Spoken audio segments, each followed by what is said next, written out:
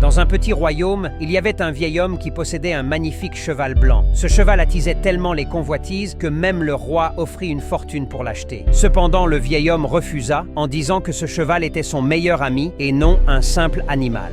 Un jour, l'homme constata que le cheval avait disparu. Les voisins sont venus et lui ont dit qu'il aurait dû le vendre au roi et qu'à présent il avait tout perdu. Le vieil homme répondit calmement « Tout ce que nous savons, c'est que le cheval a disparu. Nous ne savons pas si c'est une bonne ou une mauvaise chose. » Quelques jours plus tard, le cheval est revenu amenant avec lui un groupe de chevaux sauvages. Les voisins se sont réjouis et ont dit au vieil homme Vous aviez raison, c'est une vraie bénédiction. Mais le vieil homme répondit encore calmement Tout ce que nous savons, c'est que le cheval est revenu.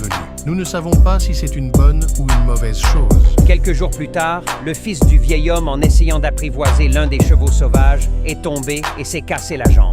Les voisins sont venus lui témoigner leur sympathie et lui ont dit « Vous aviez raison, le retour du cheval a provoqué une véritable tragédie. » Mais le vieil homme répondit toujours calmement.